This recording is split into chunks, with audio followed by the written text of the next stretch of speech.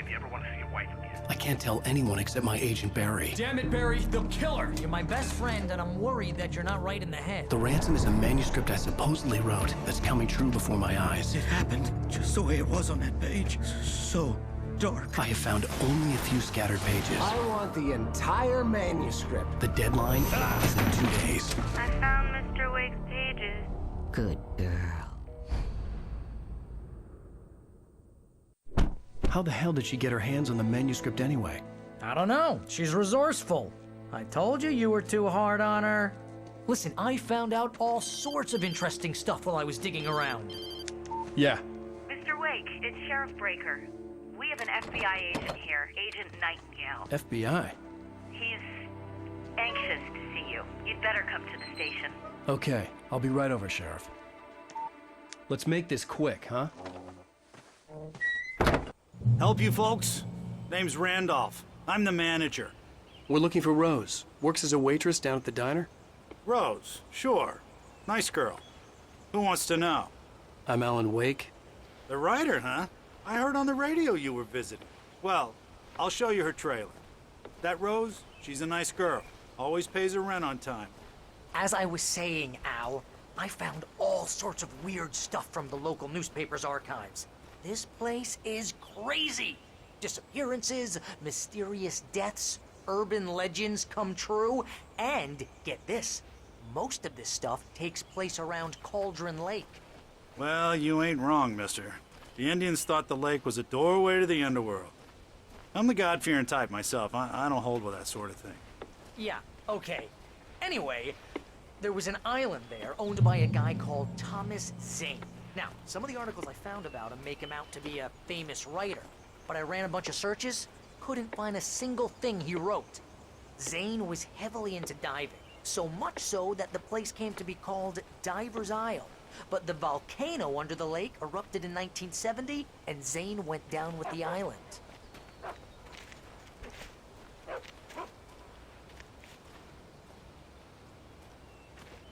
Yeah, how about that? It was there in the morning, as if it had fallen from the sky. But it would take a tornado to lift something like that. We're damn lucky it didn't crush any of the trailers.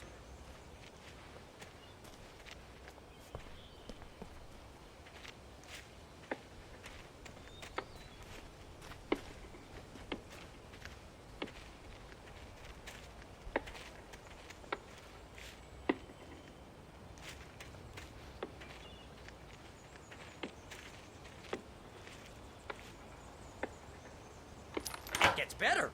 A local girl, Barbara Jagger, drowned in Cauldron Lake just a week earlier. They were lovers. Sure, Jagger's a local spook story. The Scratching Hag comes for you in the dark. Childish stuff like that. Anyway, Al, I'm just getting to the best part. All of the articles about this stuff were written by Cynthia Weaver. I asked around, and she's that crazy bag lady you met. What, the lamp lady? She can be a little loopy, but she's not homeless or anything. Yeah, anyway, she knew both Jagger and Zane before they both died, and she had some kind of a breakdown.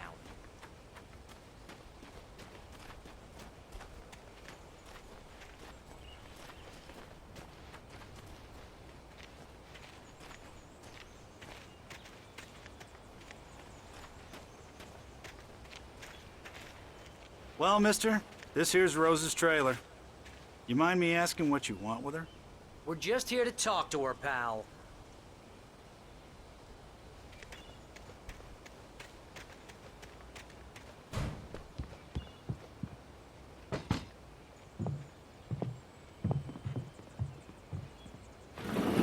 Welcome to... Oh dear, Mr. Wake. I'm so glad you're here. Rose, you have my manuscript? Oh. Oh, yes. Yes. Please, come in. Hey, this is really good. Rose, Yes, my manuscript. I really need it. I understand. I know what you need. A muse to inspire you. Oh, for Barry. She doesn't have anything. Yeah, hey, Al. Al, what's... Oh... Barry! What? What?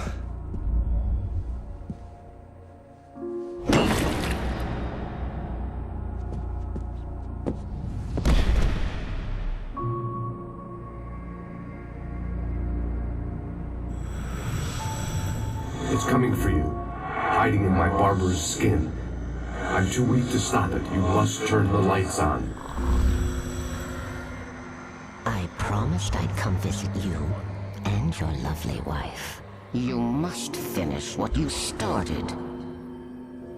I insist.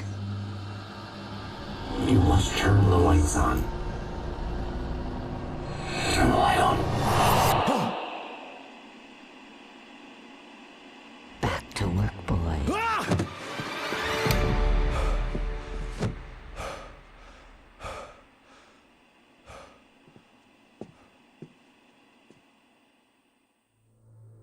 I felt nauseous, hungover.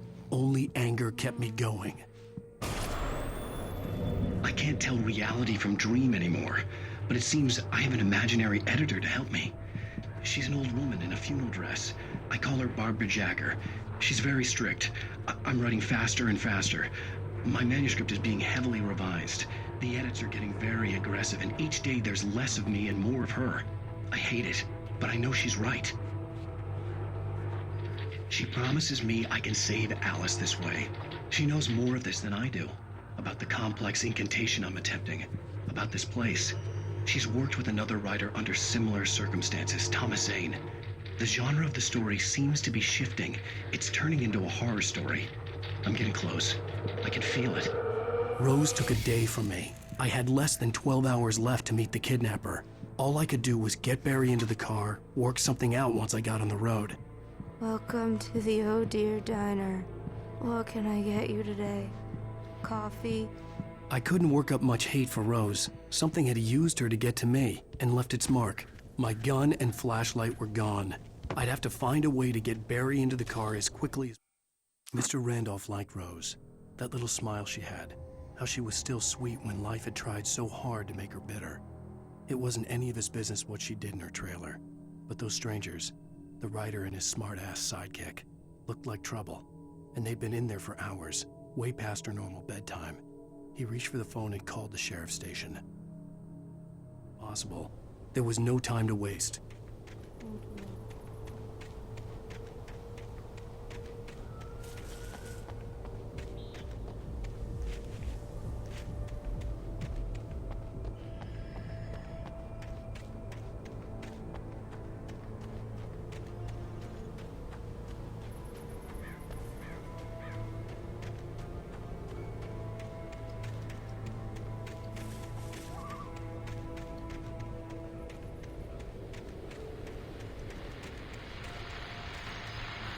I just stepped outside to catch a breath of fresh air, and let me tell you, the weather's getting heavy.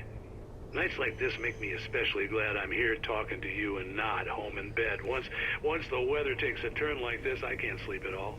It's all tangled bed sheets and dark thoughts, punctuated by the occasional plunge into nightmare. Is it just me? Well, perhaps it is. But I hope I can make the night a little bit easier to get through. Culver, you're on KBF FM. Hey, Pat, it's Walt Snyder. What's on your mind, Walt?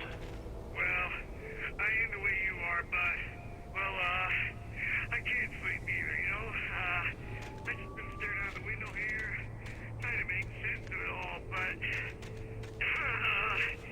I ain't been drinking either, you know? I just... Well, you sound like a man with a problem, Walt. I had argument with Danny. You know Danny, and, then I got in trouble with the law, you know, and, I'm just, well... I heard something like that, Walt. Yeah, well, you know, Danny's my best friend, and, they let me out on bail today. And now I'm just alone here at the window, you know, waiting. Man, and there's something in the air tonight, man.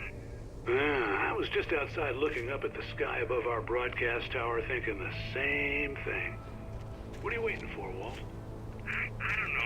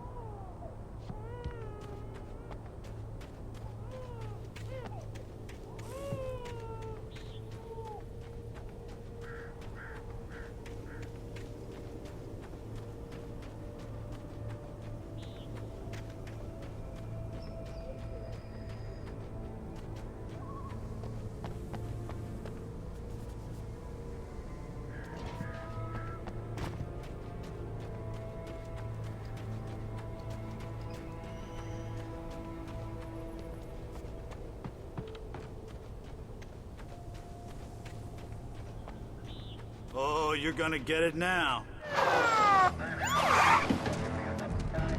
God knows what you've done to that poor girl. This is Agent Nightingale, FBI! Get him up, Hemingway! You're under arrest! You move a muscle, I'll unload right in your goddamn face! Stay right where you are, Spillane!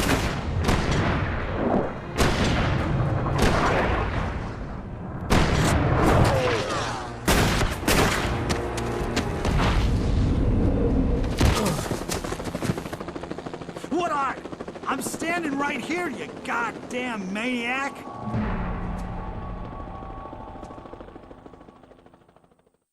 I hated to leave Barry behind, but there was no way I'd miss my appointment with the kidnapper. Give it up, Mr. Wake. Come on. Take it easy on him.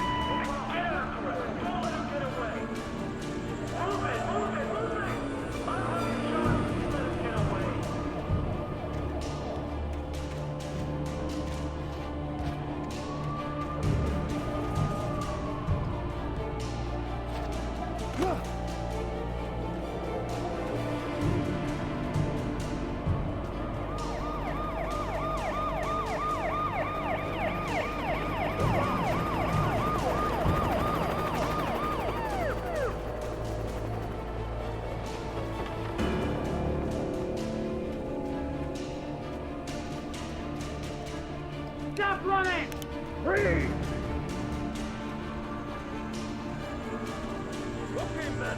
Keep your eyes peeled. He's gonna try to make it through here. Oh, damn. Fan out!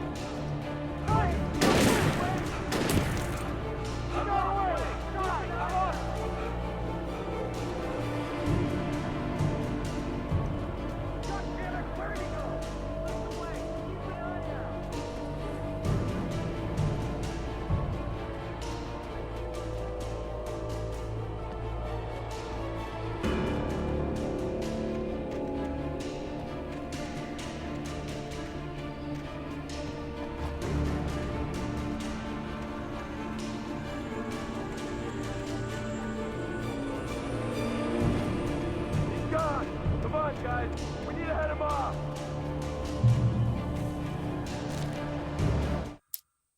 For decades, the darkness that wore Barbara Jagger's skin slept fitfully in the dark place that was its home and prison. It was hungry and in pain. It dreamed of its nights of glory when the poet's writing had called it from the depths and given it a brief, terrible taste of power and freedom. The rock stars had stirred it from the deep sleep the poet had sunk it back to in the end. When it sensed the rider on the ferry, it opened its eyes.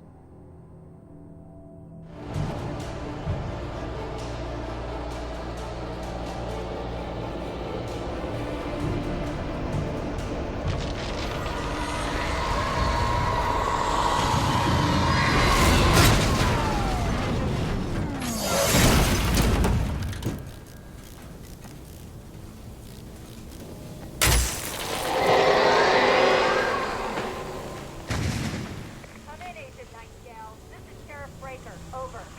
Nightingale, over. What on earth is going on? My deputies tell me he fired at Wake and he didn't have a gun. You almost hit a civilian instead. Over. Sheriff, wait for me. I'm giving chase. I don't have time for this. Well, make the time. You can't just go shooting at people right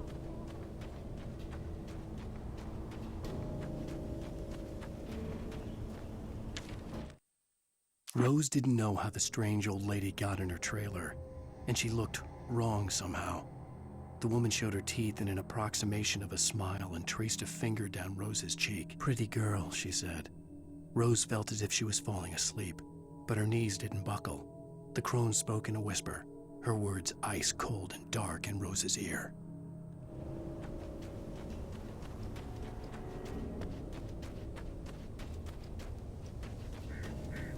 The suspect was last sighted running along the gorge that leads westward from the trailer park. All units are tied.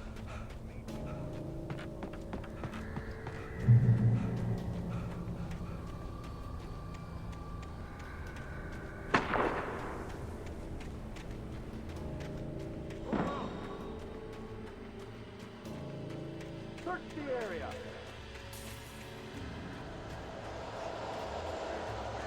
Take shot. This way. Over here.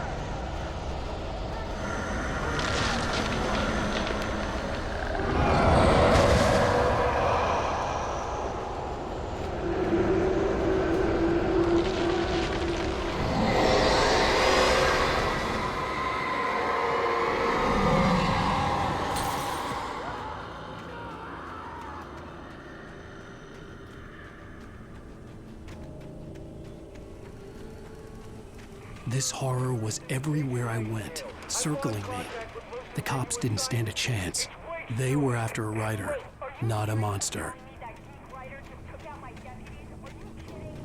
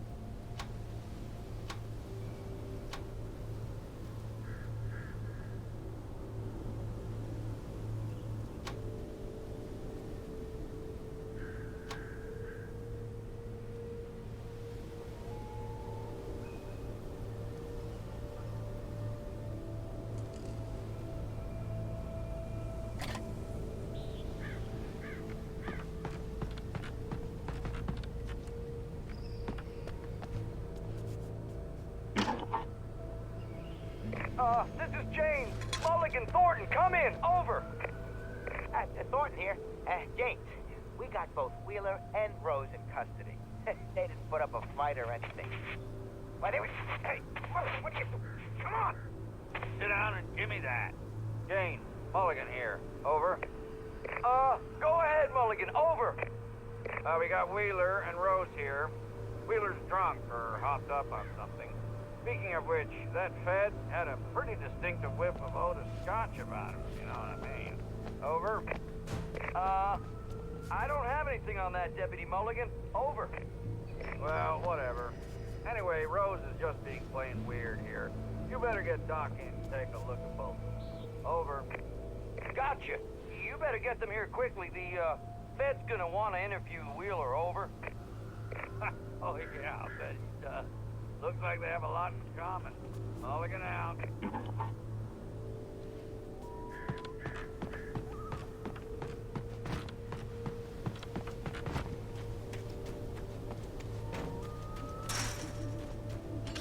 I imagined that the broadcast tower in the distance was part of the local radio station. Maine seemed like a decent guy. Perhaps he could give me directions to the coal mine.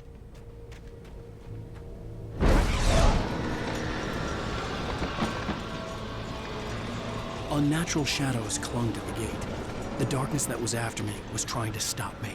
I wouldn't get through without a light. There was no power to the searchlight.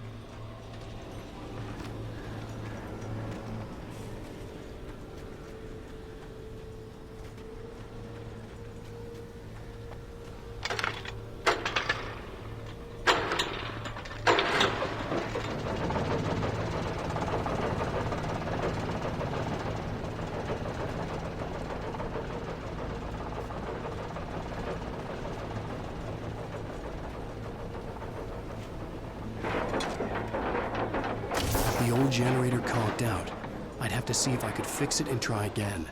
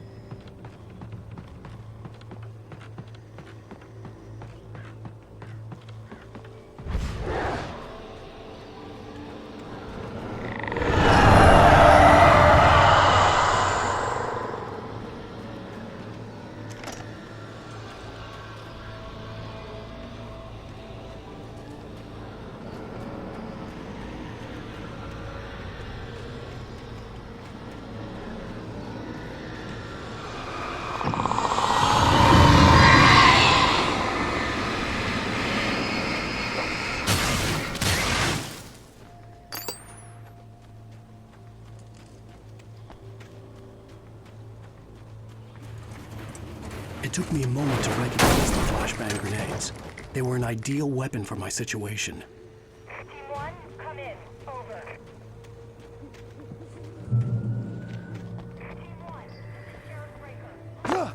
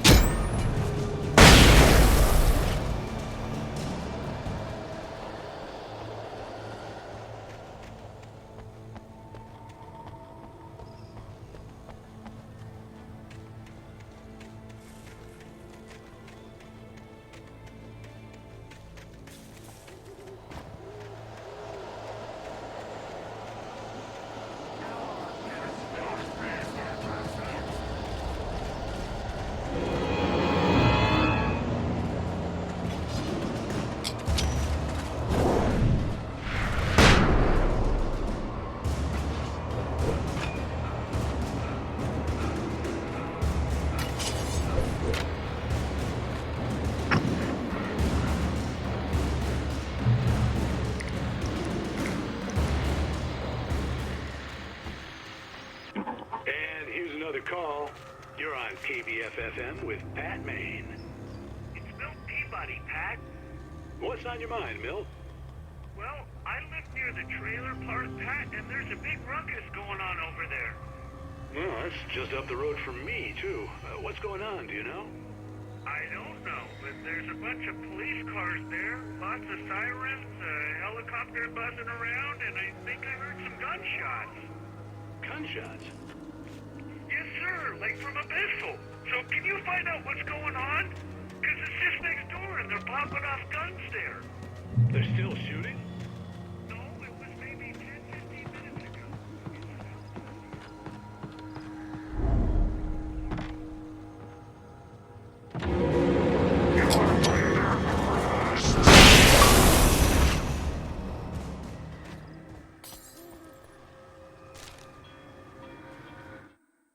Touched by the dark presence, Rose was lost in a dreamland where everything was drawn in black and gray crayons. The old lady had promised her that all her wishes would come true. She would be Alan Wake's muse. She was smiling so hard it hurt her face. She crushed a bottle full of sleeping pills into the coffee. Deep down inside, she was screaming in terror.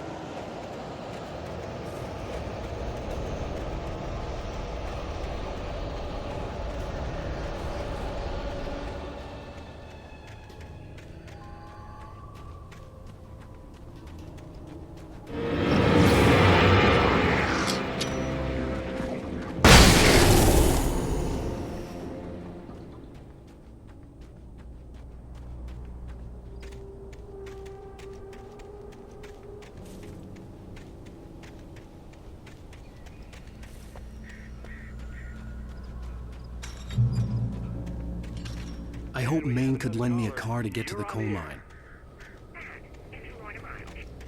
Oh, hello, Lorna. What do you have for us? What do you mean? It's a trailer park. Of course you're going to have trouble in a place like that. I mean, what do you expect? The sheriff should be helping us normal citizens instead of wasting resources on those people. Well... Let the trash sort themselves out. I'm sorry, but my granddad settled in Bright Falls in 1911. Well, thank you very much for that compassionate viewpoint, Lorna. Oh, here's a little surprise. The famous writer Alan Wake just walked in. Folks, I'm going to see if I can talk him into an interview. Come on in, Mr. Wake.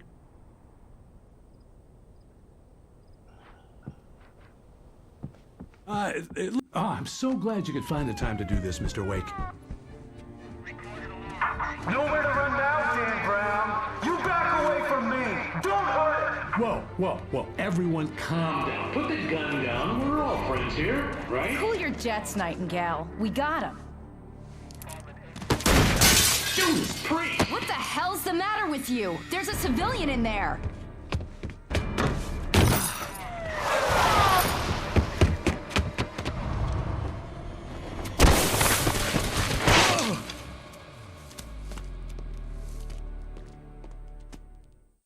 I'll get you yet, even if it kills me, you hear me? You hear me, H.P. Lovecraft? I had fallen off so many cliffs it was ridiculous. That's what you get for naming a book The Sudden Stop. It was probably good I hadn't had the chance to tell Maine where I was going. I'd have to lose the cops and find my own way to the mine. Nightingale stared through the broken studio window into the dark woods. He turned around, started to walk out, but Maine grabbed his arm. "Young man, you almost shot me. You don't shoot off rounds at people like that. What's the matter with you?" Nightingale shook his arm free, marched out. His cheeks burned with rage and humiliation.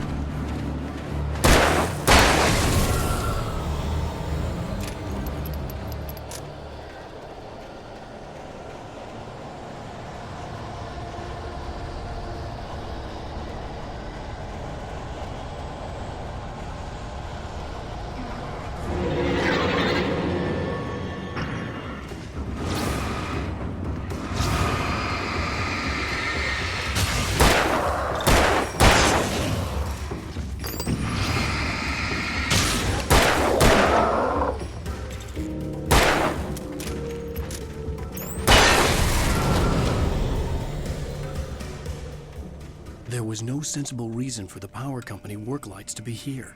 It was almost as if they'd been left for someone like me to use.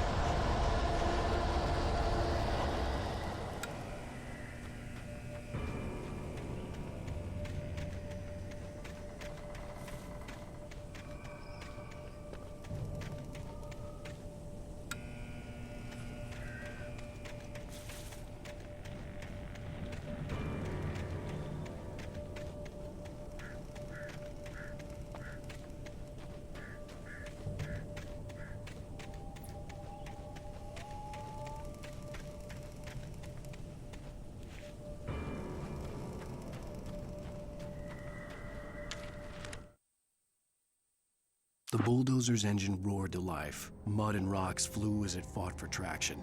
It crashed through the concrete wall and landed heavily in the yard. If it were an animal, it would have shaken its head after the impact, fixed its eyes on me, and charged. Of course, it had no head, nor eyes. Shadows crawled on its form, twisting it into a monster. Then, it came for me.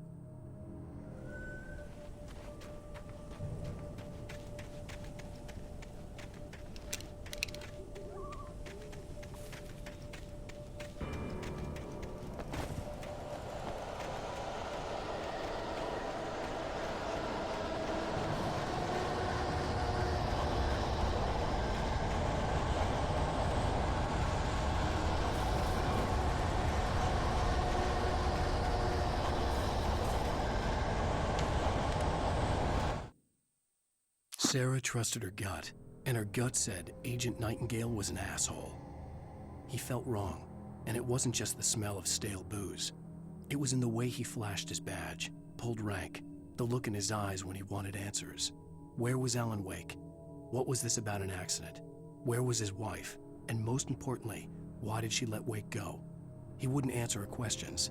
Federal business was all he'd say.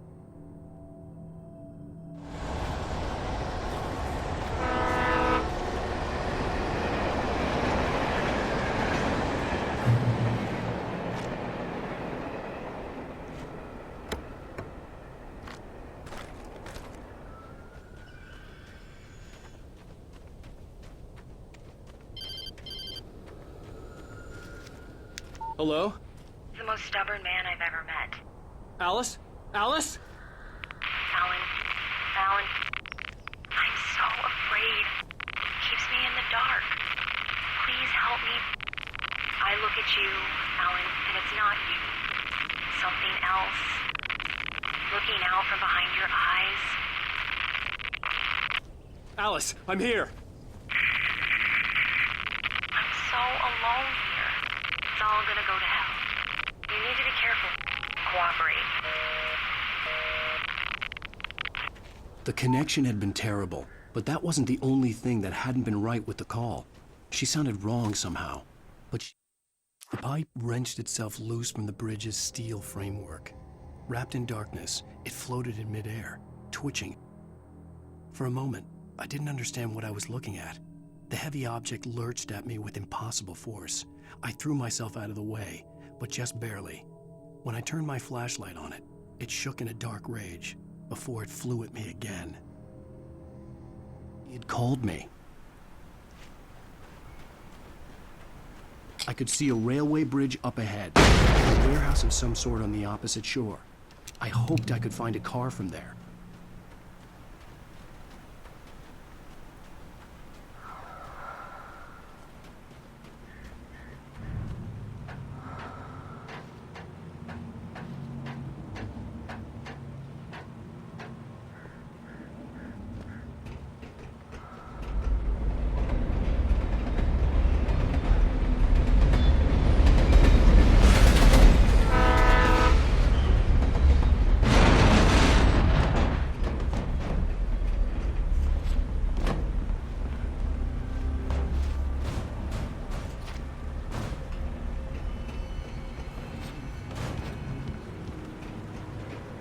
The darkness that was pursuing me was growing stronger, and it was taking over everything in its path.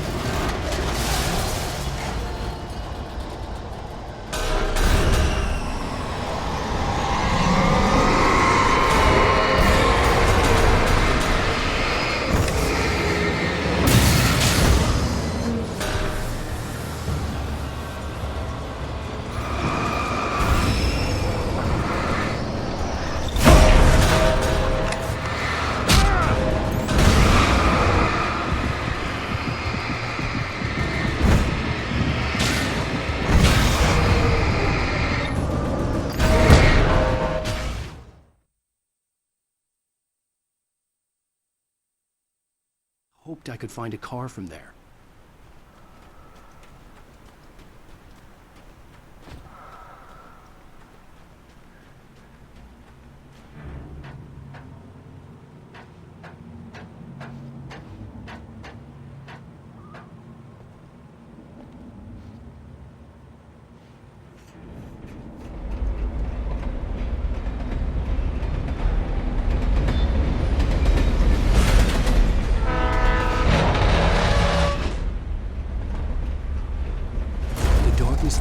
pursuing me was growing stronger, and it was taking over everything in its path.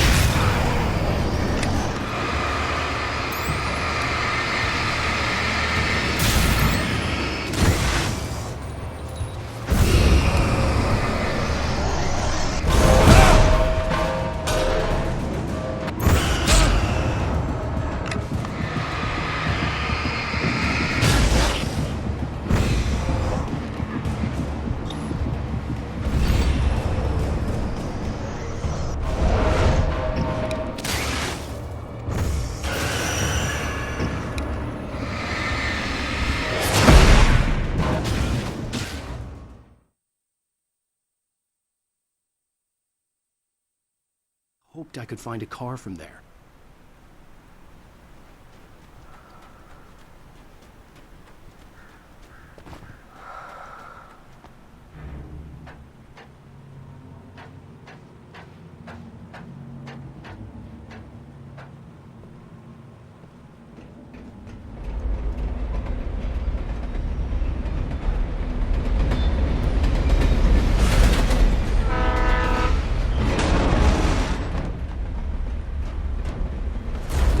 That was pursuing me was growing stronger, and it was taking over everything in its path.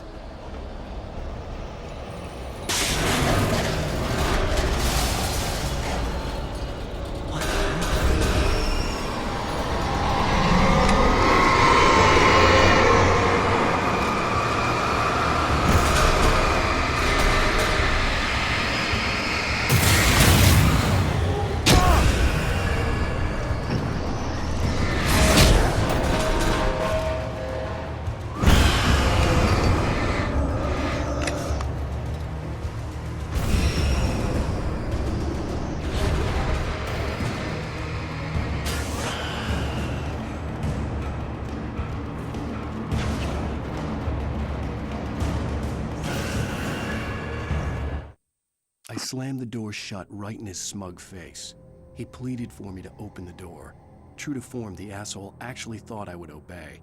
I had no sympathy left, no guilt either, not for him. I took a moment to savor the scream. I bet I had a smile on my face. It was all that I had time for. The dark presence was inside the lodge with me.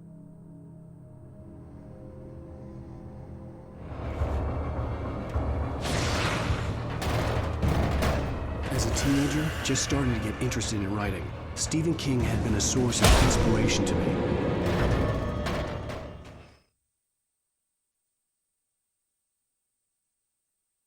Hoped I could find a car from there.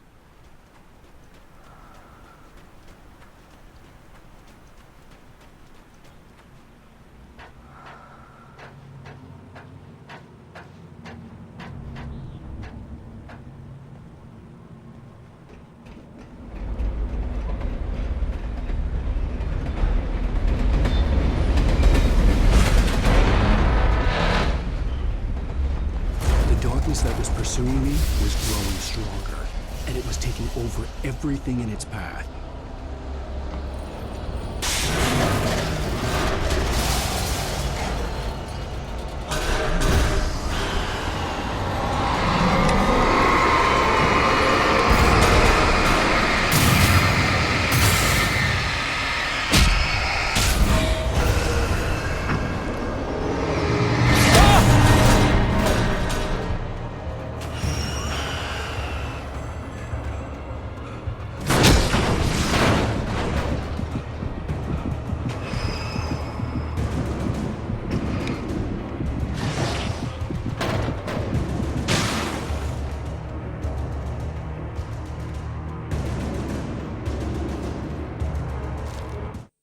I slammed the door shut right in his...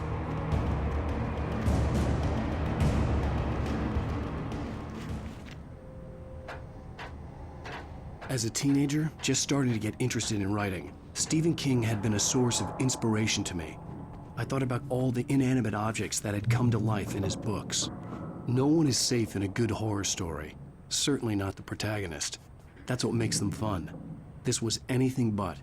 The darkness could possess anything, and it was getting closer.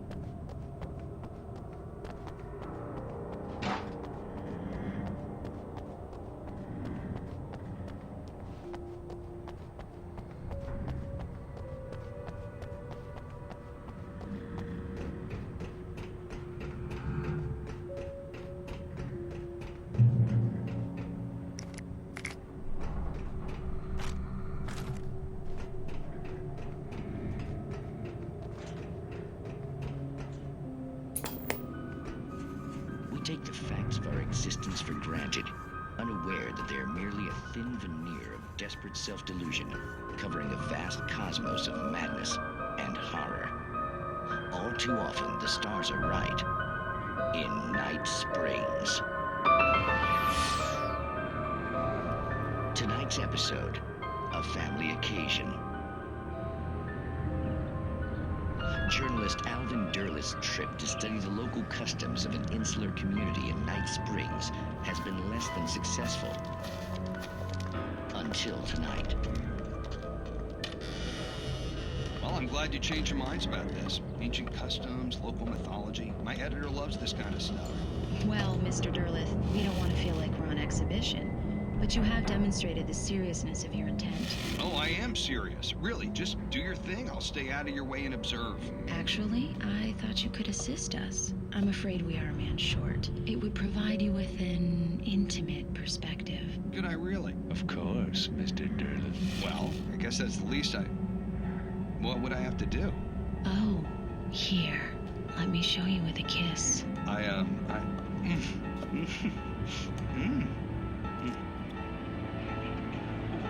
What did you...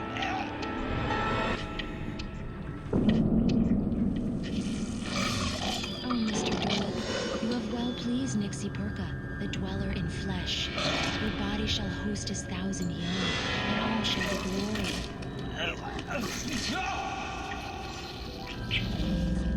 Shh, darling, be calm. Shh. Alvin Derleth learned a harsh lesson. If you go looking for mythology, it may come looking for you. And such classes always bear fruit. The darkness surged towards me, sucking everything loose from the ground into its depths, tugging at my clothes. I saw the flare the kidnapper had dropped and threw myself towards it just as I felt my feet leave the ground. The darkness embraced me with the force of a tornado.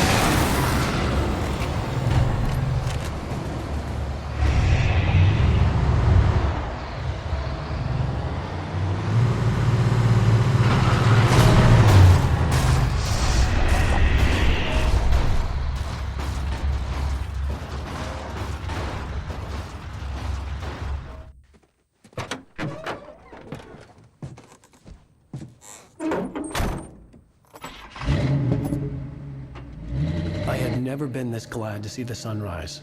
I had a couple of hours to get to the coal mine.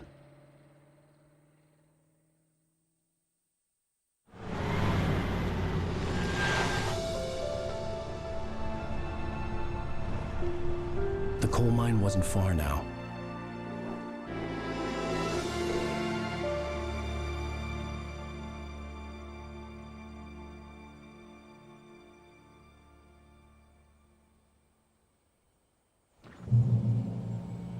Today, I would meet the kidnapper, and he would give me Alice. I wouldn't give him any other choice.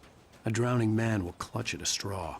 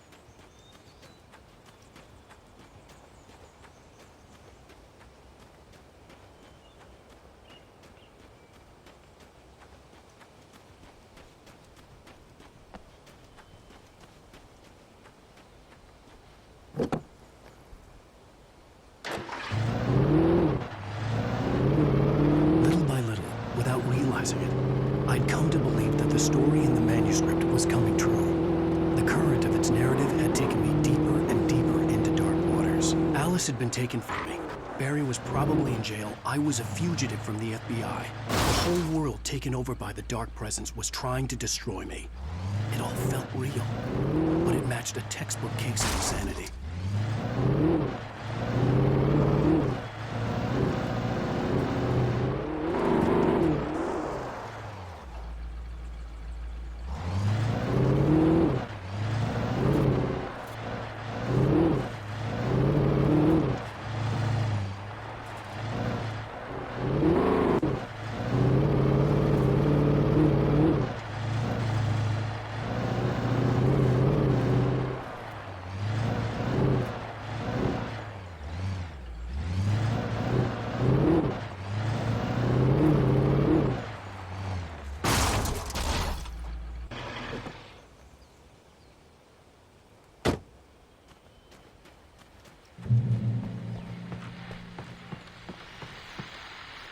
This is Pat Main, and you're listening to KBF-FM. Folks, I want to apologize for kind of abandoning you to that looping music track last night, but I was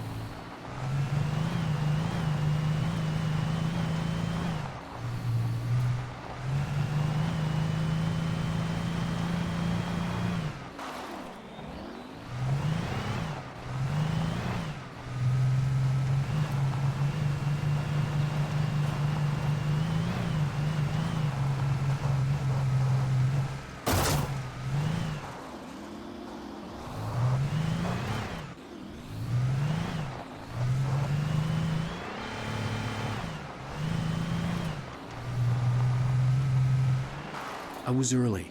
I was supposed to meet the kidnapper at noon in the main building. The coal mine was quiet. It was a museum now.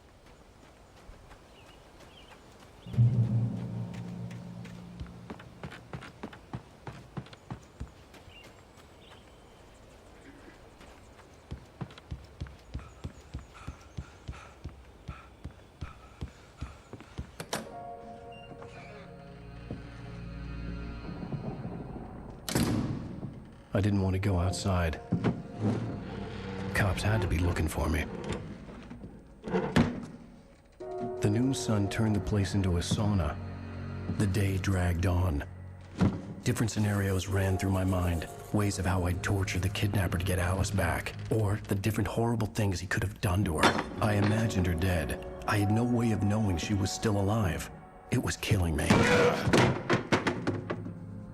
I was running on blind hope. It was all a waste of time. The bastard never showed up.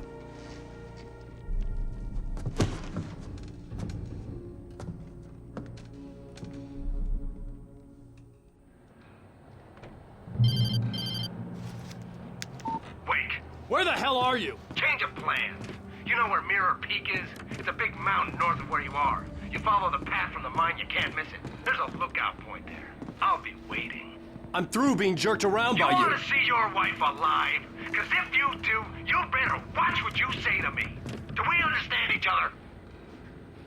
I want to talk to Alice. Yeah, and I want the manuscript. Don't keep me waiting, Wake. Hello? Hello! Ah! I'm gonna kill him! I had to get to Mirror Peak.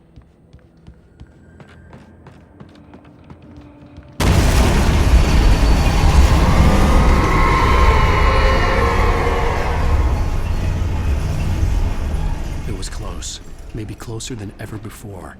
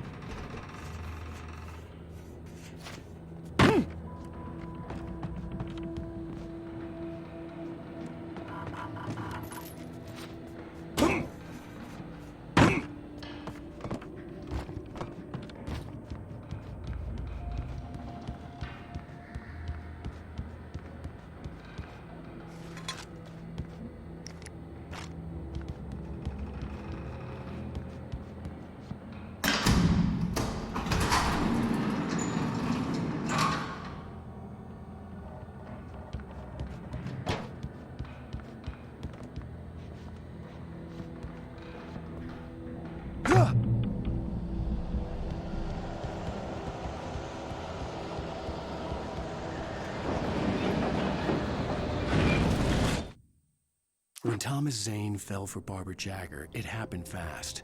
She was young, vibrant, and beautiful, full of life.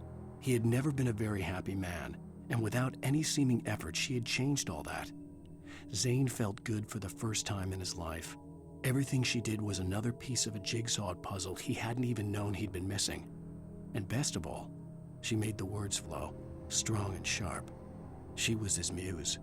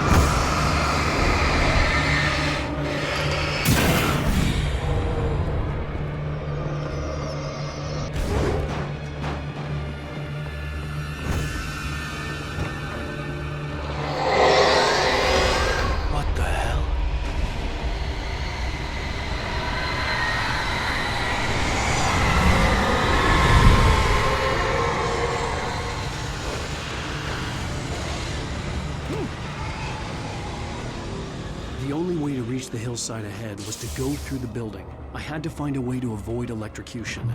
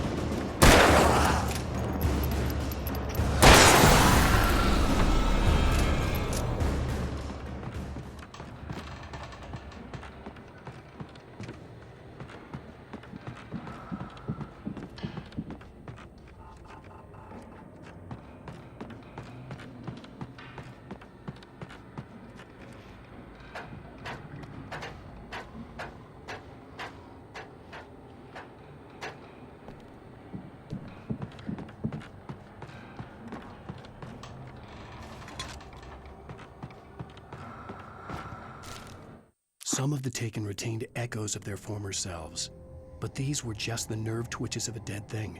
Nothing remained but a shell covered and filled with darkness.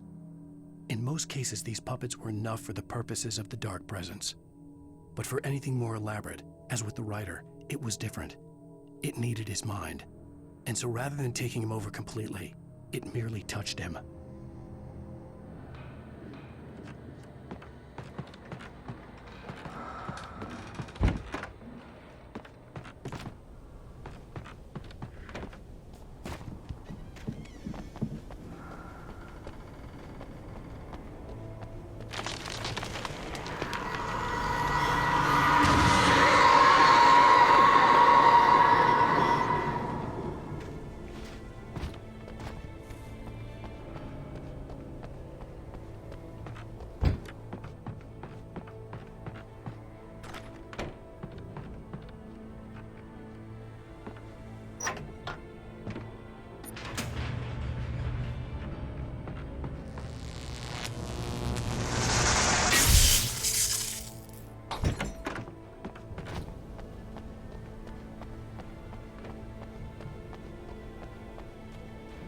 There was no way the flashbang grenades were Standard Power Company equipment.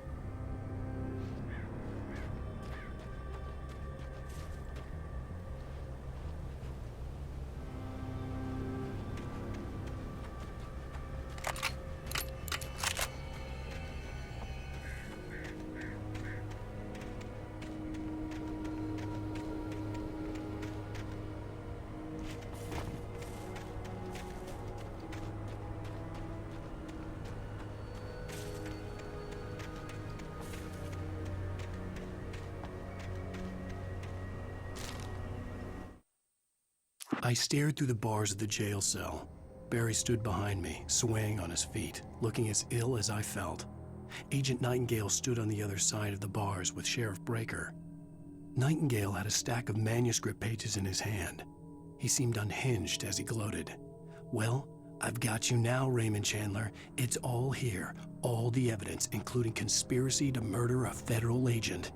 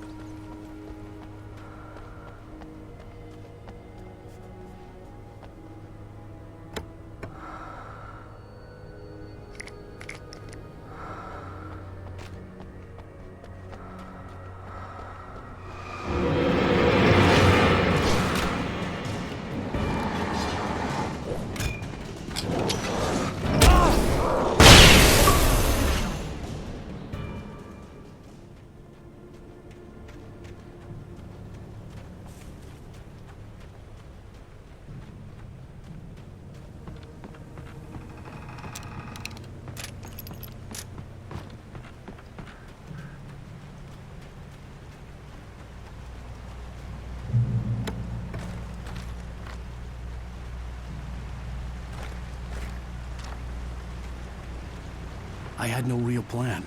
I was going to give the kidnapper all the manuscript pages I had for Alice. If that wasn't enough, I'd hold him at gunpoint and make him talk.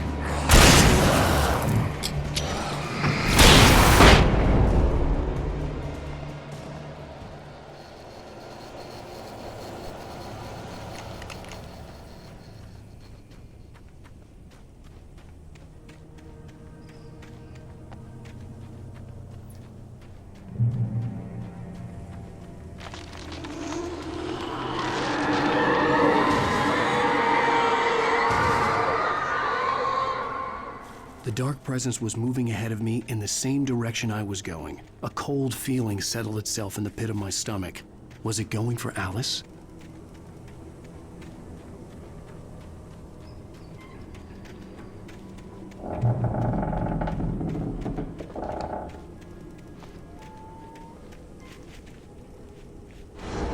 The graveyard shift may cause cancer.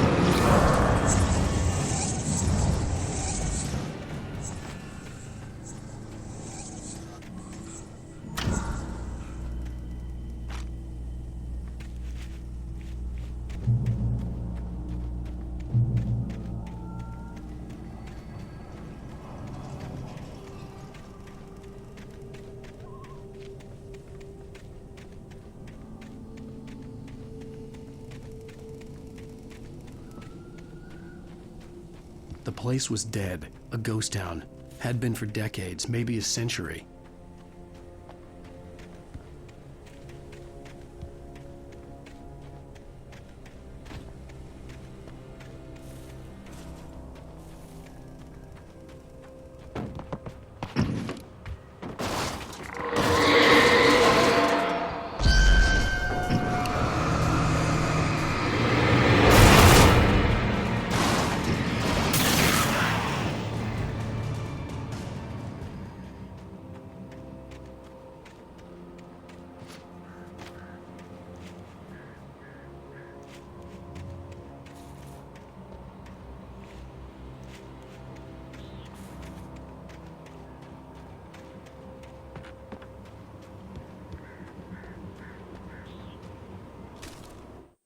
Things were never as simple in real life as in fiction. I had lost count of the times I had wished there'd be a clear reason for my writer's block. Something to fight, something to lash out on.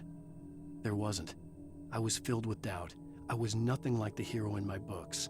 Alex Casey had gone through his life with single-minded determination, never wavering from his goal. Even now, I was angry at myself, angry at Alice, angry at Barry. I was fumbling and I had no plan.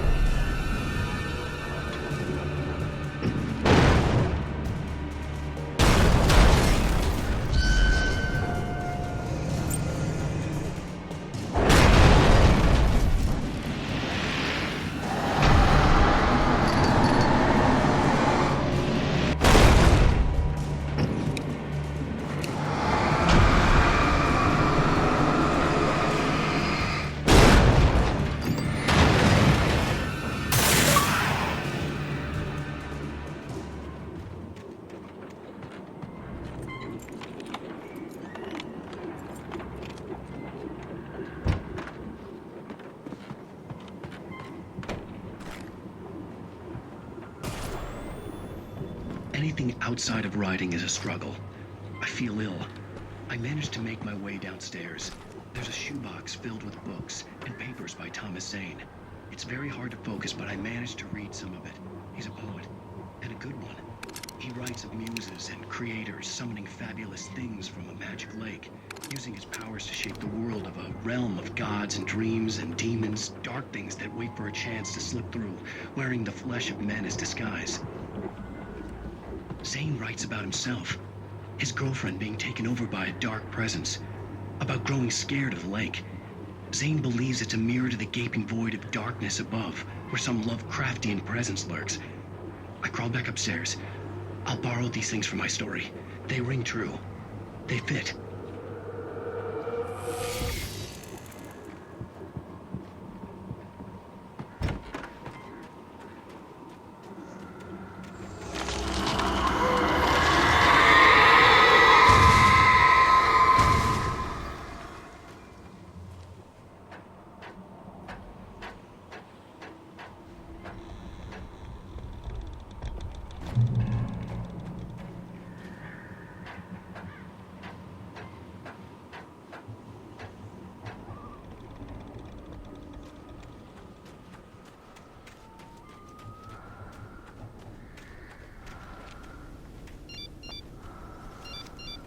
The kidnapper had sent me a text. The message was full of spelling errors and insults. It was telling me to hurry up.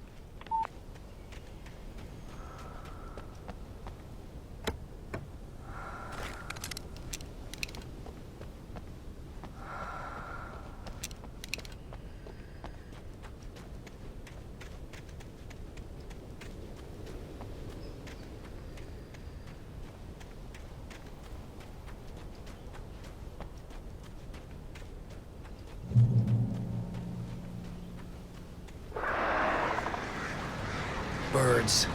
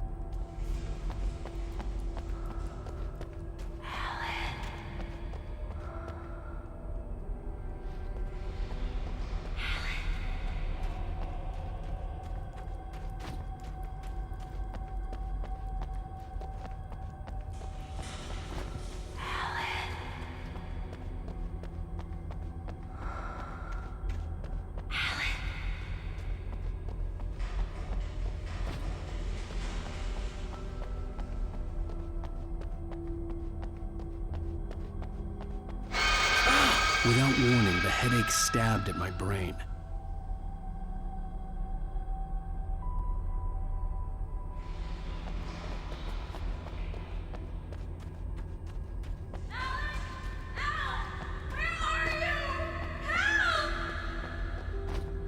Alice?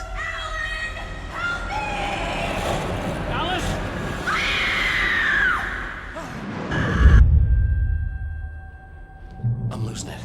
I gotta get out of here.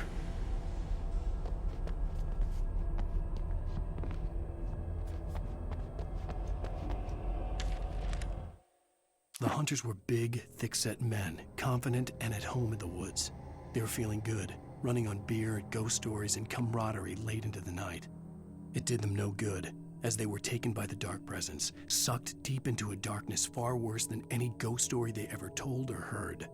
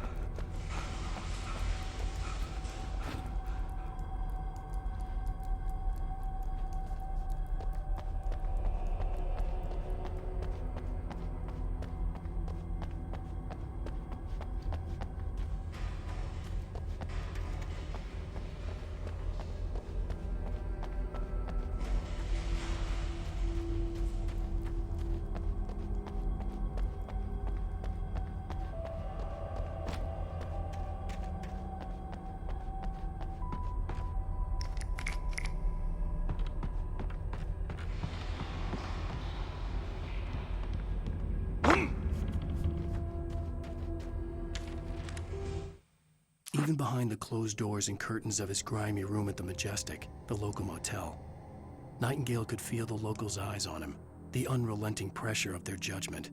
He forced it out of his mind. For all he knew, they could all be under Wake's spell already. You do what you have to do to get the job done. He took comfort from the bottle in his hand. Please, he thought, just let me get through this.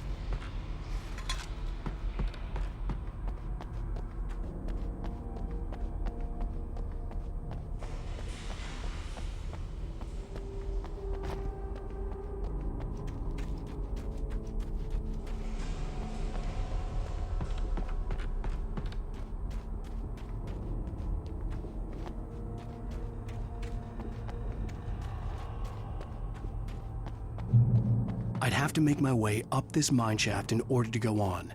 Maybe the machinery could help me with that.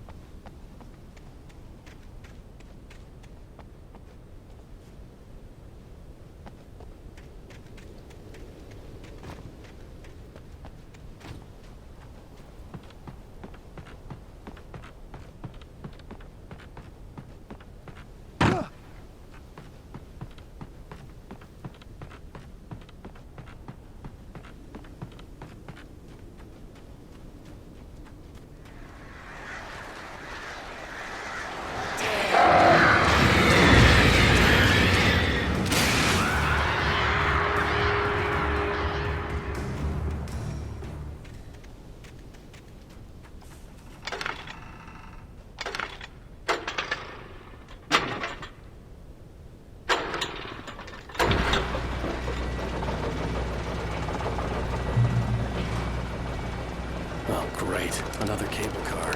Just great.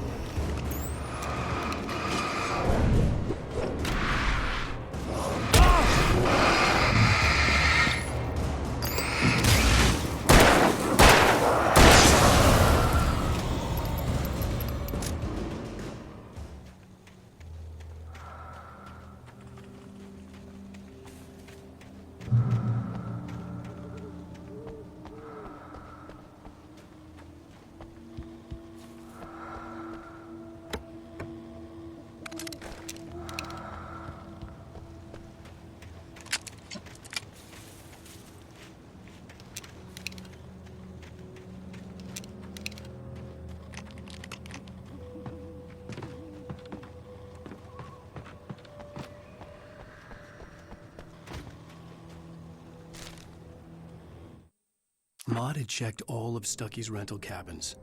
There had been no sign of the Wakes. It was dark when he'd found their car parked at the end of the road by Cauldron Lake.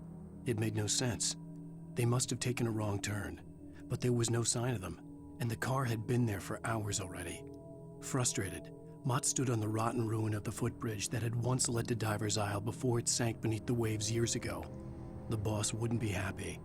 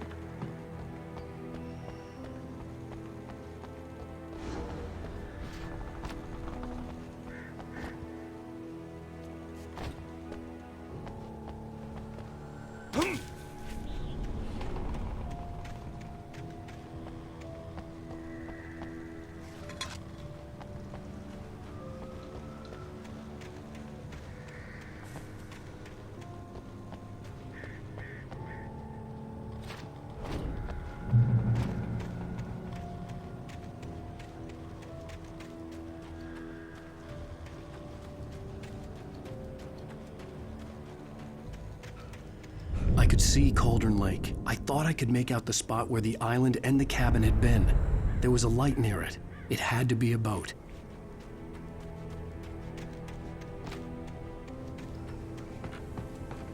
I was close now. I tried to hold on to Alice, but her form melted away. I was losing control. Dr. Hartman stood in her place. I wanted to hit him, but my arms were jelly. He smiled. It was a reassuring smile, and I hated him for it. I had to give you a sedative. Don't fight it. You went through another rough period. Right now, it's very important that you stay calm. We don't want you to have another episode. You're a patient at my clinic. Have been for a while now. Had to get there fast. I dreaded what I would find. Wait! Are you? Wait! Hey, I'm here! I'm coming! No! Get away! I'm sorry. Please, please. The boss didn't know who he was messing with. I didn't know. I swear, I didn't know. We don't have a wife. We don't know where she is. She's probably drowned. We just said we had her to make a play ball. You see? They got him writing for us. Please.